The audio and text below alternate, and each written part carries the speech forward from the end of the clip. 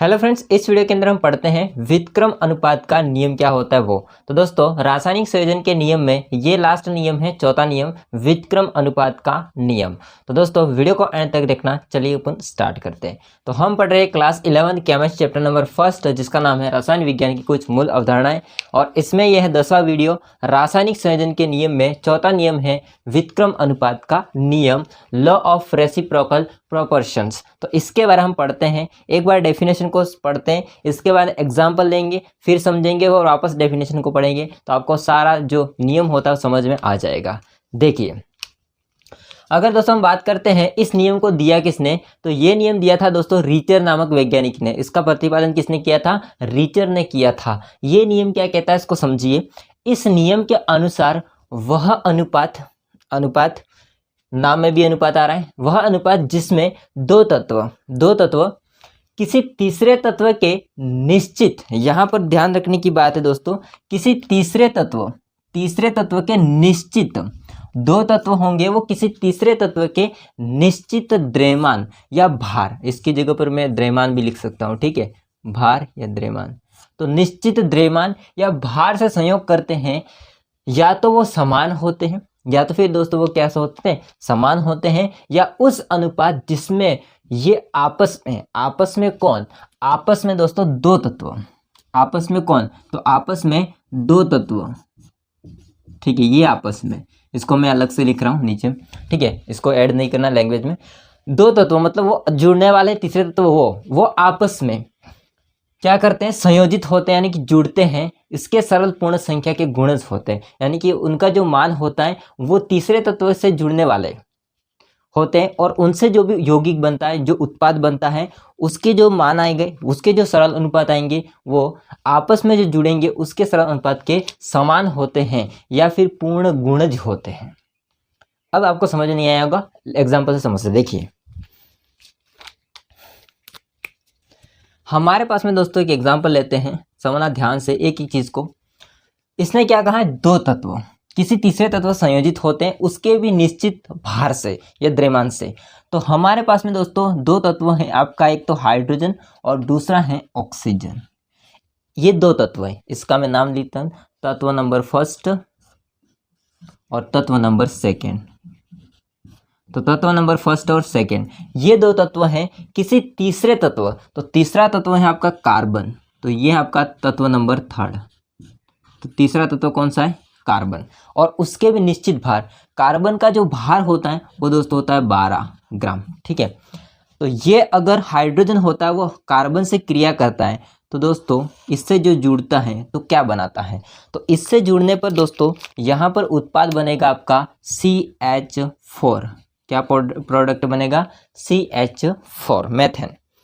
और यदि दोस्तों ऑक्सीजन कार्बन से संयोग करता है तो क्या उत्पाद बनता है? तो दोस्तों बनता है CO2, कार्बन डाइऑक्साइड। अब दोस्तों हम CH4 और CO2 की बात करते हैं अलग से। देखिए, अगर मैं दोस्तों CH4 की बात करूं तो इसमें कार्बन और हाइड्रोजन का जो अनुपात है वो कितना है, ये हमको देखना है। तो कार्बन का कितना है? 12। द्रव्यमान, मतलब द्रव्यमान की बात हो रही है, तो कार्बन का द्रव्यमान की संख्या होती है 12 अनुपात हाइड्रोजन का, एक हाइड्रोजन का द्रव्यमान संख्या होती है 1, और 4 हाइड्रोजन की कितनी हो जाएगी? 4। उसी प्रकार से दोस्तों यदि मैं बात करूंगा CO2 की, तो CO2 होता है, इसमें क्या हो जाएगा? कार्बन और ऑक्सीजन का अनुपात। तो कार्बन और ऑक्सीजन का अनुपात, कार्बन का द्रव्यमान होता है 12 और ऑक्सीजन का कितना होता है? तो ऑक्सीजन का द्रव्यमान होता है 16 और 2 ऑक्सीजन होता है, कितना हो जाएगा? 32। एक ऑक्सीजन होता है, इसकी परमाणु संख्या होती है 8 और द्रव्यमान संख्या 10 डबल 16 होती है। तो यहाँ पर कितने ऑक्सीजन है? 2। तो कितना हो जाएगा? 16 × 2 32।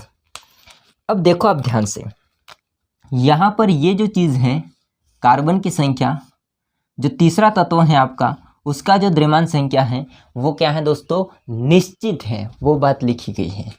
तो यहाँ पर ये क्या है? निश्चित है। और उससे जो दो तत्व हैं, कौन कौन से? एक आपका हाइड्रोजन और दूसरा ऑक्सीजन, ये दो तत्व हैं। ये दो तत्व इससे जब संयोग करेंगे निश्चित भार से या द्रव्यमान से, तो फिर इनका जो द्रव्यमान होता है वो क्या आता है वो हम समझते हैं। तो इनका अगर द्रव्यमान देखा जाए तो क्या है? 4 अनुपात 32। हाइड्रोजन और ऑक्सीजन का अनुपात। यदि मैं इसको सरल करना चाहूँ दोस्तों तो सरल हो सकता है कितना, 4 का हम काटेंगे तो 1:8 हो जाएगा। ये होता है एक सरल अनुपात। यहां तक तो समझ हो गया। ओके, अब इसने क्या कहा था, जिसमें ये आपस में संयोजित होते हैं। अगर ये दो तत्व किसी तीसरे से जुड़ने वाले हैं, वो तत्व आपस में अगर संयोजित होते हैं तो इसका मान कितना आता है वो हम समझते हैं। यदि दोस्तों अगर हम बात करेंगे हाइड्रोजन और ऑक्सीजन आपस में अगर संयोजित होते हैं तो क्या बनाएंगे, H2 बनाएंगे। क्या बनाएंगे, H2 बनाएंगे। अगर हम H2 में हाइड्रोजन और ऑक्सीजन का अनुपात देखा जाए तो हाइड्रोजन होता है, इसकी द्रव्यमान संख्या कितनी होती है 1, और 2 हाइड्रोजन के लिए कितनी हो जाएगी, 2 हो जाएगी।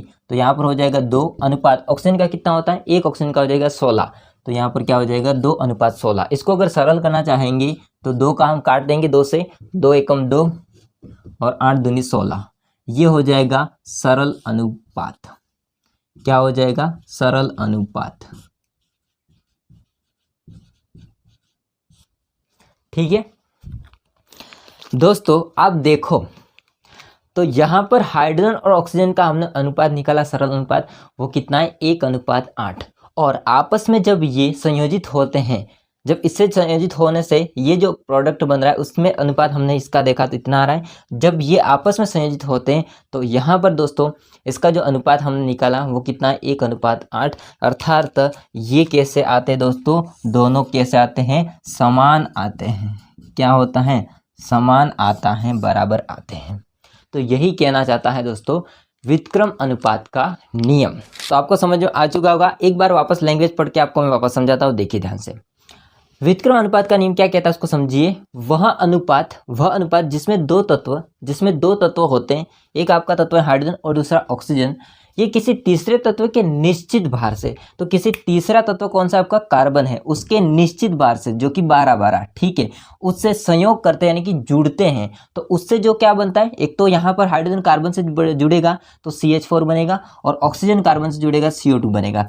अब हमने क्या किया, इसके निश्चित भार से जो जुड़ने वाले दो तत्व हैं उनका हमने द्रव्यमान का अनुपात ज्ञात किया जो कि होता है 4:32। सरल अनुपात हो जाएगा 1:8। ठीक है, अब हमने ये देखा कि यदि ये दोनों आपस में जुड़ते हैं तो क्या बनाते हैं, तो ये हाइड्रोजन और ऑक्सीजन आपस में जुड़ते हैं तो H2 बनाते हैं। और H2 में दोस्तों हमने द्रव्यमान का अनुपात देखा हाइड्रोजन और ऑक्सीजन का, तो वो कितना आता है 2:16। सरल अनुपात प्राप्त हो जाएगा 1:8, जो कि ये इसके एग्जैक्टली क्या है, बराबर है, समान होता है। तो यही दोस्तों क्या होता है आपका व्युत्क्रम अनुपात का नियम। आई बात समझ में। तो ये छोटा सा नियम था। तो ये सारे नियम होते हैं रासायनिक संयोजन के नियम, ये 4 नियम खत्म हो जाते हैं। अब जो नेक्स्ट आएगा वो है दोस्तों आयतन से रिलेटेड। किससे रिलेटेड है, आयतन से रिलेटेड, जिसमें हम गैल-लुसेक का और आवोगाद्रो का नियम पढ़ेंगे। तो ये वीडियो कैसा लगा है वो कमेंट करके बताएगा। वीडियो अच्छा लगा तो लाइक करना, चैनल को सब्सक्राइब नहीं कर देना। मिलते हैं नेक्स्ट वीडियो में, तब तक जय हिंद, वंदे मातरम। स्क्रीनशॉट।